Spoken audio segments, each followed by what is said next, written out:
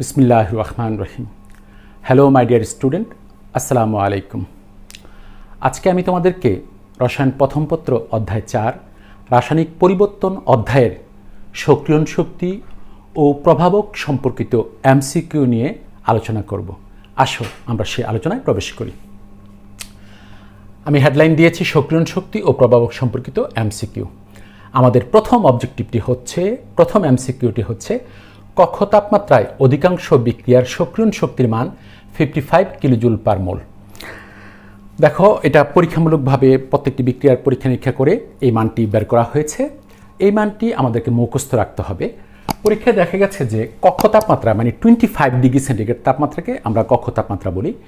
এই 25 degree centigrade তাপমাত্রায় অধিকাংশ বিক্রিয়ার সক্রিয়ণ শক্তি নির্ণয় করে দেখা গেছে প্রত্যেকটি বিক্রিয়ার ক্ষেত্রেই এই 55 কিলোজুল পার মোল পাওয়া গিয়েছে। এখন প্রশ্ন হচ্ছে সক্রিয়ণ শক্তিটা কি? তোমরা জানো যে কোনো একটি বিক্রিয়া সম্পন্ন হওয়ার জন্য ন্যূনতম একটা শক্তির প্রয়োজন হয়। সেই শক্তিটি অর্জন ব্যতীত কোনো বিক্রিয়া সম্পন্ন হতে পারে না। ওই যে পরিমাণ শক্তিটা প্রয়োজন হয় সেই শক্তিটাকে বলা হয় সক্রিয়ণ শক্তি।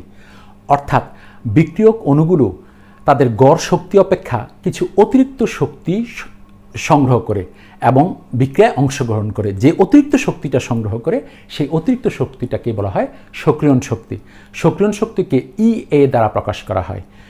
ই হচ্ছে এনার্জির জন্য, এ হচ্ছে অ্যাক্টিভেশন, মানে ইএ মানে হচ্ছে অ্যাক্টিভেশন এনার্জি, সক্রিয়ণ শক্তি।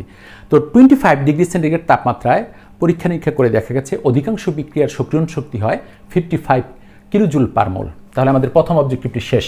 কক্ষ তাপমাত্রায় অধিকাংশ বিক্রিয়ার সক্রিয়ণ শক্তির মান 55 কিলোজুল পার মোল।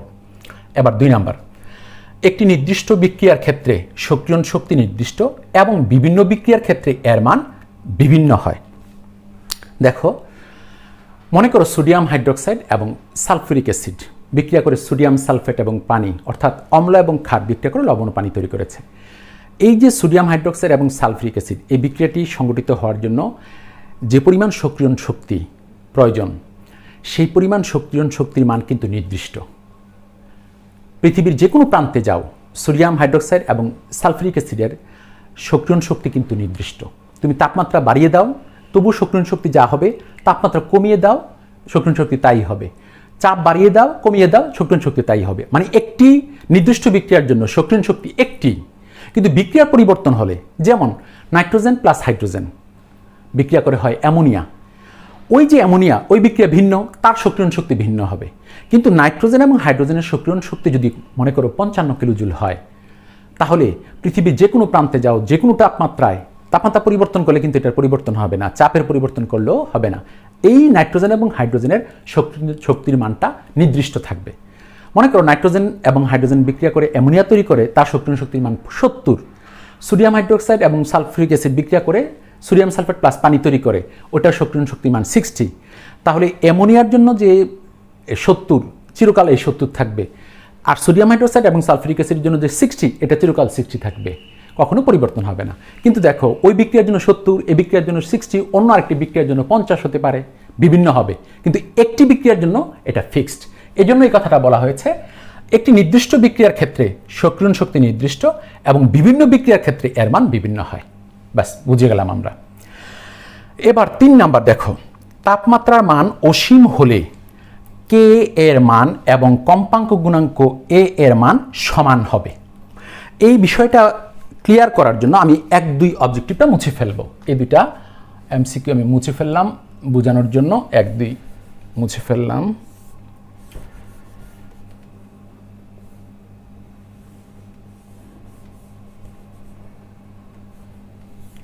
লক্ষ্য করো কি বলেছে, দেখো, তাপমাত্রার মান অসীম হলে কে, এখানে এই কে কিন্তু বিক্রিয়ার বেগ ধ্রুবক। তোমরা জানো বিক্রিয়ার বেগ ধ্রুবকের মান বেশি হলে বিক্রিয়ার বেগ বেশি হয়, বিক্রিয়ার বেগ ধ্রুবকের মান কম হলে বিক্রিয়ার বেগ কম হয়। তো তাপমাত্রার মান অসীম হলে কে এর মান এবং কম্পাঙ্ক গুণাঙ্ক এ এর মান সমান হবে। তো তোমরা আর্হেনিয়াস সমীকরণ জানো, K equal to A E to the power minus EA by R T. আমি সংক্ষিপ্ত একটা পরিচয় দেই। এই কে হচ্ছে বিক্রিয়ার বেগ ধ্রুবক, ওর কথা বলছি, এই কে হচ্ছে এটা। আর এই যে এই সমীকরণটাকে বলা হয় আরহেনিয়াস সমীকরণ। এই সমীকরণে কে হচ্ছে বিক্রিয়ার বেগ ধ্রুবক আর এ হচ্ছে কম্পাঙ্ক গুণাঙ্ক। এই একে বলা হয় কম্পাঙ্ক গুণাঙ্ক, এটাকে আরেকটা নামও বলা হয় আরহেনিয়াস ফ্যাক্টর। যেহেতু আরহেনিয়াস সমীকরণ তাই এটাকে আরহেনিয়াস ফ্যাক্টরও বলা হয়। তাহলে এই এ হচ্ছে কম্পাঙ্ক গুণাঙ্ক। তো এখানে বলা হয়েছে যে তাপমাত্রার মান অসীম হলে কে এর মান এবং কম্পাঙ্ক গুণাঙ্ক এ এর মান সমান হবে। তাপমাত্রার মান অসীম হলে, তো আমি এই জিনিসটা তোমাকে প্রমাণ করে দেখাচ্ছি শুধু, আর কিছু না।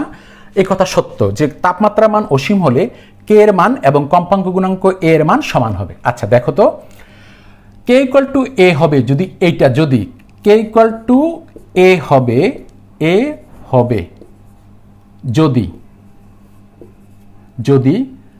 ই to the power minus EA by R T equal to 1 হয়, কোনো সন্দেহ নাই। লক্ষ্য করো, এই সবটার মান যদি 1 হয় তাহলে তো K equal to A into 1, K equal to A হবে। বুঝে গেলাম, তাহলে E to the power minus EA by R T, এই ইএ কিন্তু সক্রিয়ণ শক্তি, আর টি ইকুয়াল টু 1 হয়। আচ্ছা ভালো কথা। লক্ষ্য করো, আমরা যদি এটাকে লিখি বা E to the power minus EA by R T equal to E to the power 0, কারণ এর উপর যদি পাওয়ার 0 দাও তাহলে কিন্তু 1 হবে, ই টু দ্য পাওয়ার 0। তো E to the power minus EA by R T equal to E to the power 0। তাহলে বলো তো দেখি বা কি হয়, বা minus EA by R T equal to 0। কিভাবে? যেহেতু এটার পাওয়ার এটা আর এটার পাওয়ার এটা, তাহলে বেস যেহেতু সমান, ই সমান, তাহলে পাওয়ারগুলো সমান হবে, minus EA by R T equal to 0 হবে। ব্যাস, এখন দেখো, বা আমরা লিখতে পারি, আমি তাইলে এটা মুছে ফেললাম, উপরের কথাগুলো মুছে ফেললাম একটু, এটা মুছে আমি এদিকে লিখতে পারি বা, দেখো এদিক থেকে বা দিয়ে নিয়ে আসতে পারি। দেখো বা কি হলো, EA by R T equal to 0, মানে -1 দিয়ে গুণ করে ফেললে 0কে, এটাকে প্লাস হয়ে গেল, -1 দিয়ে গুণ করে ফেললাম। এখন প্রশ্ন হচ্ছে, ইএ কিন্তু ইএ একটি ধ্রুবক মান, ইএ একটি ধ্রুবক মান, ক্যাপিটাল আর এটা হচ্ছে মোলার গ্যাস ধ্রুবক, এটা একটা ধ্রুবক মান, এটার একটা নির্দিষ্ট মান আছে।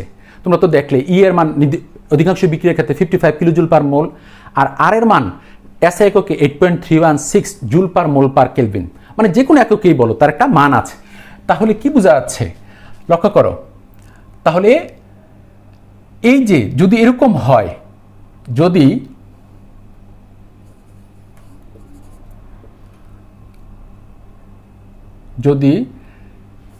টি ইকুয়াল টু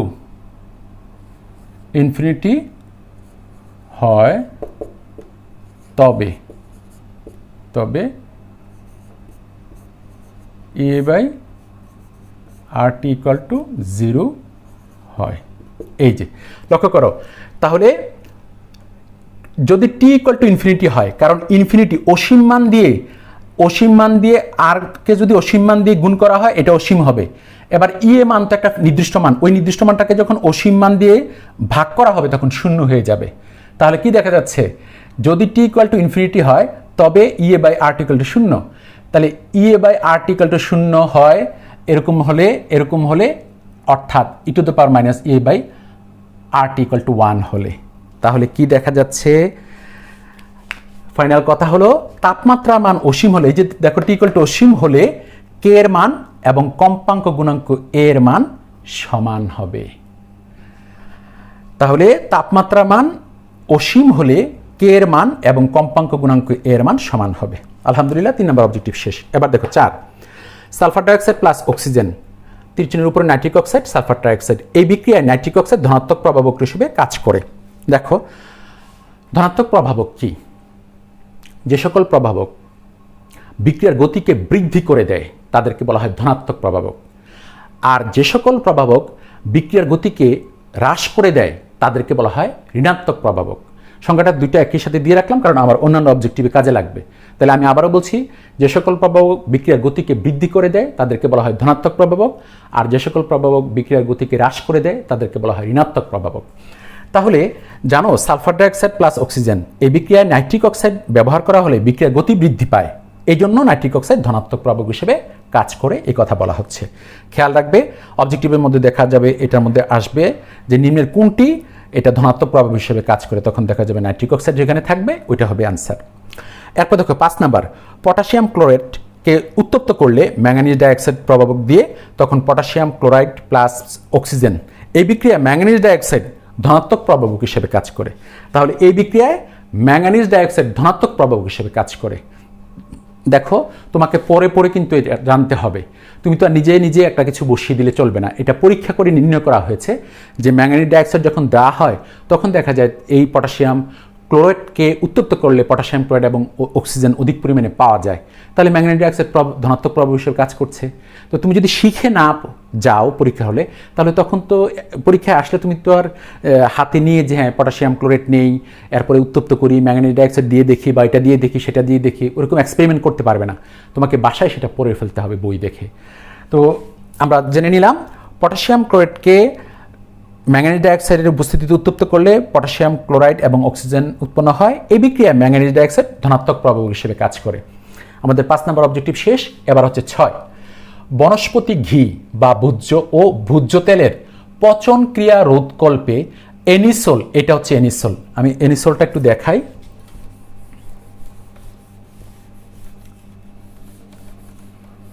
এনিসোল হচ্ছে এরকম, বেঞ্জিন বলয়, এরপর হচ্ছে UCH3 মানে মিথক্সি বেঞ্জিন, এটার আরেক নাম মিথক্সি বেঞ্জিন, এটাই হচ্ছে এনিসোল। এখানে C6H5, এই বক্সটা হচ্ছে, এই বেঞ্জিন বলাটা হচ্ছে C6H5 আর এই হচ্ছে O আর এটা হচ্ছে CH3। তো বনস্পতি ঘি বা ভোজ্য তেলের পচন ক্রিয়া রোধকল্পে, পচন ক্রিয়া রোধ করার জন্য যে বিক্রিয়াটা, সেই বিক্রিয়াটার মধ্যে এই যে এনিসোল ঋণাত্মক প্রভাবক হিসেবে কাজ করে, ওটাকে এই এনিসোলকে যোগ করলে বিক্রিয়ার গতি কমে যায়, এই জন্য এটা ঋণাত্মক প্রভাবক হিসেবে কাজ করছে বলা হচ্ছে। তাহলে ফাইনালি বনস্পতি ঘি ও ভোজ্য তেলের পচন ক্রিয়া রোধকল্পে এনিসোল ঋণাত্মক প্রভাবক হিসেবে কাজ করে। এবার 7 নম্বর দেখো, ক্লোরোফর্ম জার্মান অক্সিজেন, এটা phosgene gas, carbonyl chloride plus hydrogen chloride এই বিক্রিয়ায় ইথানল ঋণাত্মক প্রভাবক হিসেবে কাজ করে। দেখো, ক্লোরোফর্মকে অক্সিজেনের সাথে বিক্রিয়া করালে কার্বনিল ক্লোরাইড তথা ফসজিন গ্যাস এবং হাইড্রোজেন ক্লোরাইড উৎপন্ন হয়। ইথানলকে ব্যবহার না করলে বিক্রিয়াটি দ্রুতগতিতে সম্পন্ন হবে।